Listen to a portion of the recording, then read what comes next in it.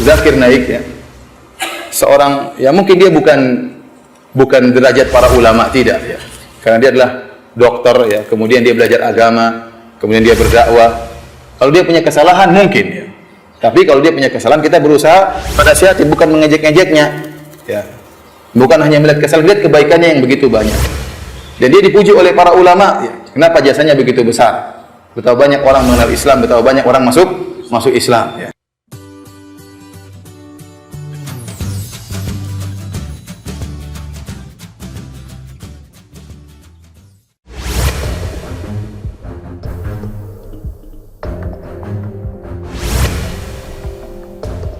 Ustaz, ana dengar di YouTube dari seorang dai, dan dai ini dikenal banyak mentahdir Ustaz Ahlus Sunnah. Bahkan mencela dalam video tersebut, Ustaz itu mengatakan Zakir Naik jahil dan zalim akibat perkataan Zakir Naik. Yang pertama, Zakir Naik berkata Allah cannot do everything. Yang kedua, Brahma dikenal sebagai pencipta yang dalam bahasa Arab bermakna Khalik. Kita umat Islam tidak membantah jika Allah dikatakan Khalik, pencipta atau Brahma. Tapi bila seorang mengatakan Brahma adalah Tuhan berkepala 4, bermahkota dan lain-lain, kita umat Islam menentang keras. Begitu juga dengan Wisnu yang artinya pemelihara.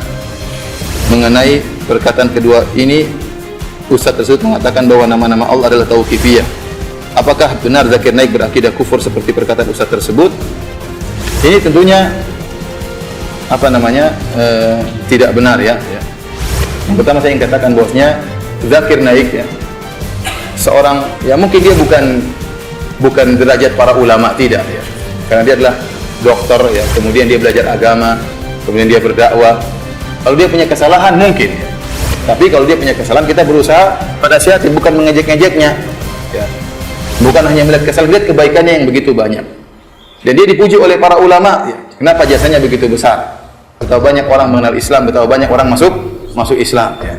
Oleh karenanya dia mendapatkan jaizah Al-Malik Faisal, mendapatkan penghargaan dari Arab Saudi li khidmatil muslimin, karena berkhidmah kepada kaum. Bahkan bayangkan dapat penghargaan dari pemerintah Arab Saudi, karena pemerintah Arab Saudi mengakui kehebatan orang ini, telah punya jasa banyak dalam Islam. Banyak orang-orang masuk Islam gara-gara dia membantah pemikiran-pemikiran yang sesat, membantah kekufuran, membantah kesyirikan. Dakwah dia isinya tauhid tok ya. Kan membantah kesyirikan tauhid atau bukan? Bukan dakwanya tahdir-tahdiran, bukan. Dakwanya tentang apa?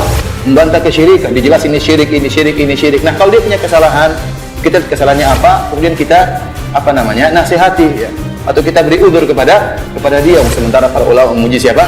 Zakir Naik ya. Oleh karena para hadirin dan hadirat yang dirahmati oleh Allah Subhanahu wa taala ya.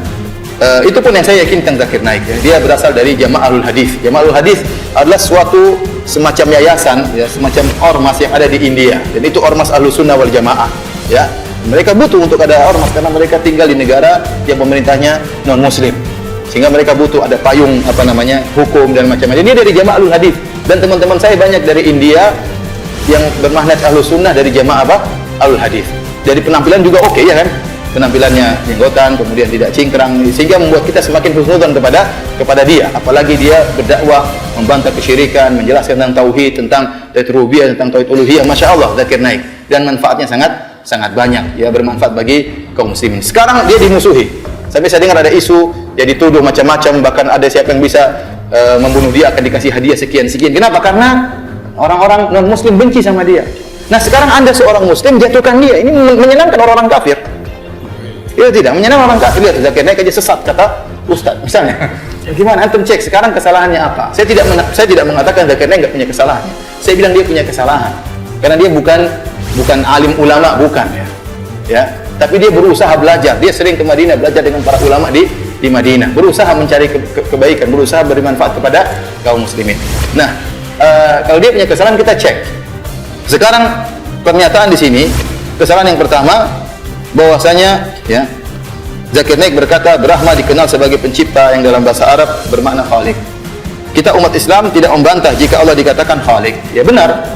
Jadi maksud Zakir Naik, wallahu a'lam bishawab ya. Kalau ada seorang dengan bahasa Sanskerta menyebut Tuhan dengan Brahma, tidak ada larangan dalam Islam, karena Brahma artinya apa? Pencipta. Sama seperti saya mengatakan pencipta kita. Pencipta itu bukan bahasa Arab. Saya menyebut Allah dengan pencipta, boleh atau tidak? Boleh. Nah, Brahma itu dalam bahasa Arab, Brahman artinya pencipta. Kemudian saya mengatakan Allah pemelihara, boleh atau tidak? Boleh. Nah, bahasa Sanskerta Vishnu misalnya. Jadi Zakir Naik ingin menjelaskan, ini luar biasa, cerdasnya Zakir Naik ya. Dia ingin menjelaskan kalian itu Tuhannya tiga, ada Tuhan pemelihara, Tuhan pencipta, Tuhan perusak ya. Atau dia bilang Tuhan Tuhan pemelihara dan Tuhan apa? Pencipta. Ini dua-dua ini salah satu sifat Tuhan yang satu. Ngapain dipisahkan jadi dua Tuhan? Ya.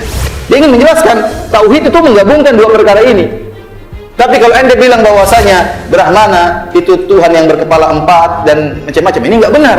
Vishnu juga misalnya berkepala berapa, ini enggak benar. Justru dia ingin menjelaskan tauhid, bosnya kalian itu salah, itu syirik. Harusnya dua-dua ini digabungkan jadi satu, namanya apa? Allah Subhanahu wa taala.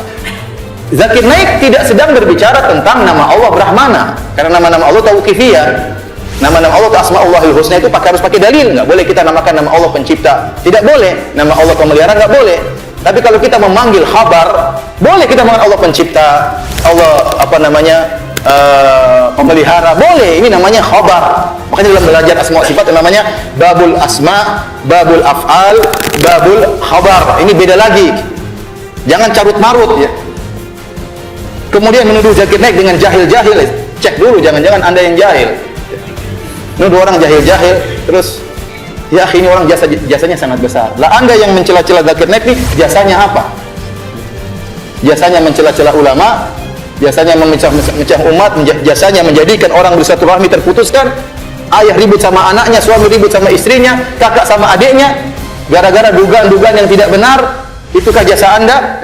Kemudian Anda mencela-cela Zakir Naik. Zakir Naik punya salah benar. Ini jangan ingat, ada kata Syekh Utsaimin manhaj perempuan. Apa itu manhaj perempuan? Hanya melihat keburukan saja, kebaikan dilupakan semua. Tadi saya sebutkan hadisnya. Rasulullah SAW mengatakan tentang para wanita, "Idza ahsanta ila ihdahunna dahra." Kalau engkau melakukan kebaikan kepada salah seorang wanita, ya setahun penuh. Tsumma ra'at minka syai'an, kemudian dia melihat keburukan pada Anda, la qalat ma ra'aitu minka khairan qat. Dia akan mengatakan, saya tidak pernah lihat kebaikan dari dirimu. Ini manhaj perempuan seperti kata Syekh Utsaimin rahimahullah taala. Ya akhi, ente lihat ini Zakir Naik, kebaikannya begitu banyak, dikasih penghargaan oleh pemerintah Arab Saudi, dipuji oleh para ulama. Kemudian ente lihat cuma dua ini saja, cek dulu ini perkataannya salah atau tidak. Ente nyalah-nyalakan, ente bilang dia jahil, ternyata ente yang jahil, tidak tahu tentang masalah asma wa sifat. Para ulama telah membahas babul asma, ada babul af'al, ada babul khabar. Kita menghabarkan tentang Allah tidak mesti dengan namanya. Kita memang Allah pencipta, Allah yang menghidupkan, Allah yang mentakdirkan semuanya ya. Bukan nama Allah takdir, enggak, maksudnya kita nyebutkan Allah mentakdirkan ini semuanya. Itu namanya menghabarkan tentang Allah, dan ini boleh selama penghabaran tersebut benar. Sekarang kita tanya sama, kalau kita orang-orang Indonesia, kita bilang Allah pencipta, boleh atau tidak? Apakah di antara nama Allah pencipta? Kan nggak ada. Nama Allah apa? Al-Khaliq, harus pakai bahasa Arab. Paham? Kita bilang ya, kita menyembah Allah, yang disembah juga bukan nama Allah ya. Tapi namanya Allah, artinya yang disembah. Jadi subhanallah, Zakir Naik ingin menjelaskan kesyirikan yang ada pada umat tersebut yang sedang dia bantah, bahwasanya Allah itu Maha Esa, semua pemelihara, pencipta itu harusnya satu, bukan dipisah-pisah ya. Ini dia sedang menjelaskan tauhid, malah dituduh sebagai orang yang jahil. Ini yang pertama. Yang kedua, Zakir Naik mengatakan Allah cannot do everything. Bahasa Indonesia artinya apa ini? Allah tidak bisa berbuat apa-apa ya. Ya akhi, makanya ente husnuzon dulu. Zakir Naik ngomong ini, masa Zakir Naik yang hari-harinya membantah mereka, mentauhidkan Allah, membantah kesyirikan, bilang Allah tidak bisa apa-apa. Jangan ente ambil zahirnya, lihat maksudnya apa. Namanya suudzon, seperti memotong kemudian ngambil, tidak lihat bagaimana belakangnya, bagaimana ujungnya. Ternyata setelah diklarifikasi, maksud Zakir Naik bukan demikian. Maksud Zakir Naik Allah tidak bisa berbuat apa-apa, bukan berarti dia menentang firman Allah, innallaha ala kulli syai'in qadir. Allah Maha Kuasa atas segala sesuatu. Tapi banyak perkara-perkara yang disebut oleh Syekhul Islam Ibnu Taimiyah dalam Majmu' Fatawa disebut dengan al-mumtani' li dzatihi, perkara yang mustahil dari sisinya sendiri, tidak mungkin. Ini kata Ibnu Taimiyah dalam Majmu' Fatawa bukan termasuk dari syai', bukan dari sesuatu, ini bukan sesuatu.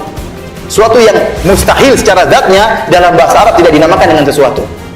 Contohnya, ente bilang naik ke bawah, itu bukan sesuatu. Ente mau naik mana? Naik ke bawah. Ini gimana salah? Naik ke bawah gimana? Naik ke atas. Naik kok ke bawah, sama. Banyak perkara yang bukan sesuatu, makanya Allah tidak bisa melakukannya. Contohnya, Allah mati. Nggak mungkin Allah bisa mati. Apakah Allah mampu untuk mematikan dirinya? Tidak mungkin. Apakah Allah mampu punya anak? Nggak mungkin. Allah mengatakan lam yalid wa lam yulad. Seperti pernyataan orang-orang, apakah Allah mampu menciptakan batu yang sangat besar, Allah tidak bisa angkat? Ini sesuatu tidak bisa ini seperti ini. Kemudian contohnya, apakah Allah mampu menciptakan seperti Allah juga menciptakan Tuhan? Ini pertanyaannya keliru.